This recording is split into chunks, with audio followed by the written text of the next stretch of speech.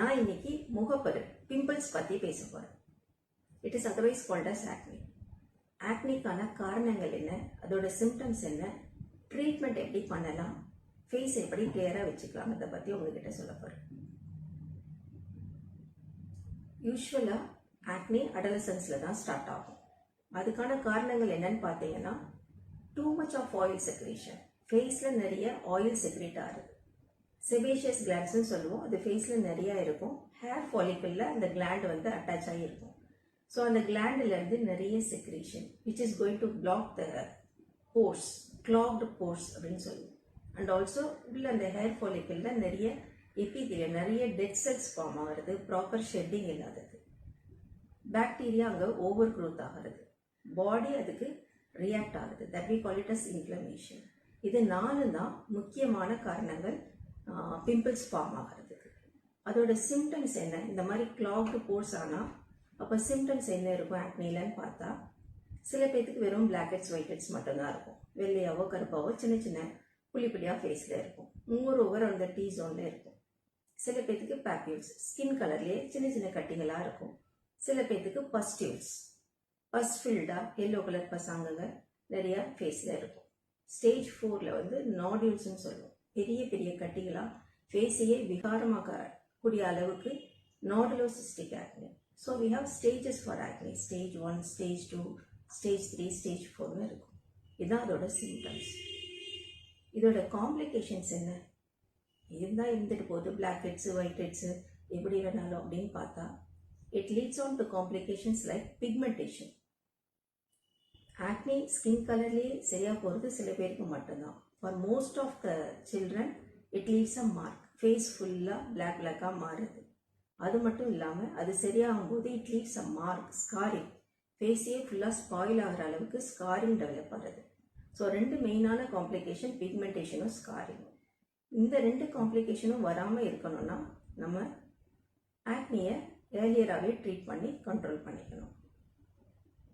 So treatment அப்படின்னு பார்த்தா, ஆக்னிக்கு என்னெல்லாம் ட்ரீட்மெண்ட் அவைலபிளாக இருக்குன்னு பார்த்தா, க்ரீம்ஸ், லோஷன்ஸ், ஜெல்ஸ். சில பேர்த்துக்கு இதுலேயே மேனேஜ் பண்ண முடியும்.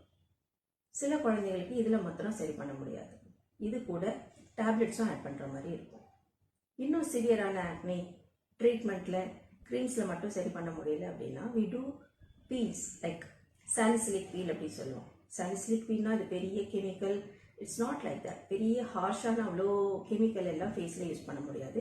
It is only out of tree extract. Willow பார்க்னு ஒரு ட்ரீலேருந்து எக்ஸ்ட்ராக்ட் ஆகிற ஒரு மாலிகுல் தான் salicylic. It is a beta hydroxy acid. இல்லைன்னா சிந்தட்டிக்காக அதை ப்ரிப்பேர் பண்ணுவாங்க.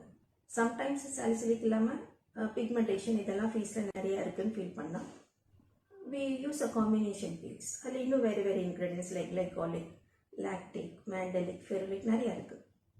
Depending on the patient's face, their pigmentation, their concern, we can choose the right combination. அப்புறம் வேறு சில பேர்த்துக்கு இன்னும் குயிக் ஃபிக்ஸ், சீக்கிரமாக சரி பண்ணணும் பிம்பிள்ஸ் அப்படின்னு நினைக்கும்போது injection techniques we can do. சில ப்ரெக்னென்ட் டைமில் ப்ரெக்னென்ட் லேடிஸ்க்கெலாம் பிம்பிள்ஸ் வரும்போது அவங்களுக்கு எல்லாம் டேப்லெட்ஸ் அதெல்லாம் யூஸ் பண்ண முடியாது, நிறைய ரெஸ்ட்ரிக்ஷன்ஸ் இருக்கும். அவங்களுக்கு லைட் தெரப்பி மற்றதெல்லாம் ஃபாலோ பண்ணலாம். So we have various treatment options for acne depending upon the patient's stage of acne. அவங்களுக்கு ஆக்னியை நல்லாவே கண்ட்ரோல் பண்ணி ஃபேஸை கிளியர் ஆகக்கூடிய வாய்ப்புகள் நிறையவே இருக்குது. I see different set of people. யூஸ்வலாக இது அடலசன் ஏஜில் வரனால சில்ட்ரனை பேரண்ட்ஸ் கூட்டிகிட்டு வருவாங்க. சில பேரண்ட்ஸ்க்கு ட்ரீட் பண்ணுறதுக்கு இஷ்டம் இருக்காது. இது டீனேஜில் வரே தானே, இதுக்கு எதுக்கு ட்ரீட் பண்ணணும், அது சரியாக போகக்கூடிய கண்டிஷன் தானே, சொல்லுங்கள் டாக்டர் சொல்லுவாங்க. அவங்களுக்கு உடனே நான் வந்து இல்லை இல்லை கண்டிப்பாக ட்ரீட் பண்ணணும் அப்படின்னு சொல்ல முடியாது. I have to convince the parents first of all. அப்படியே விட்டால் அவங்களோட ஃபேஸை ஸ்பாயில் ஆகிட்டு when they are entering their college days suffer a lot. அப்போ திரும்ப லேசருக்கு பீல்ஸுக்குன்னு they are going to spend lot of money. So first பேரண்ட்ஸ்க்கு அதை நான் புரிய வைக்கணும் யூஸ்வலாக. அதுக்கப்புறம் தென் தே வில் அக்செப்ட், ஓ இவ்வளோ விஷயம் இருக்குது, கொஞ்சம் ட்ரீட் பண்ணலாம் போல் அப்படின்னு நினைப்பாங்க. இன்னொரு set of people, anxious parents. இந்த சில்ட்ரன், இந்த சைல்டை பற்றி they will complaint a lot. Face wash பண்ணுறது கிடையாது, பாடி வாஷ் பண்ணுறது கிடையாது, they are not taking care of their skin, face ஃபுல்லாக பிம்பிள்ஸ், அதை பற்றி கவலையே இல்லை அப்படின்னு கம்ப்ளைண்ட் பண்ணுவாங்க. ஸோ இந்த செட் ஆஃப் பீப்புளில் சில்ட்ரனை நிறைய கன்வின்ஸ் பண்ண வேண்டியது. இன்னொரு set of people they be easy to manage. Both they be like friends, பேரண்ட்ஸும் சில்ட்ரனும் ரெண்டு பேர்த்துக்குமே ஸ்கின்னை கிளியராக வைக்கணுன்ற எண்ணம் இருக்கும்.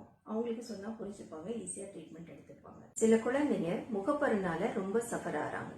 கிளாஸில் நிறைய பேர்த்துக்கு கிளியர் ஸ்கின் இருக்குது, நமக்கு மாத்திரம்தான் ஸ்கின் எப்படி இருக்குன்னு. They are suffering depression. They are losing their self-confidence, self-esteem. They are getting distracted from their studies, spending more amount of time in front of the mirror. So, அவங்களுக்கு அவங்களோட parents கண்டிப்பாக help பண்ணணும். So, there are many treatment options available for pimples. முகப்பரு அப்படிங்கிறது கம்ப்ளீட்டாக சரி பண்ணக்கூடிய ஒரு condition. அதுக்கு கம்ப்ளீட் கியூர் இருக்கு. So, get it treated as early as possible from a qualified person and enjoy clear and glowing skin.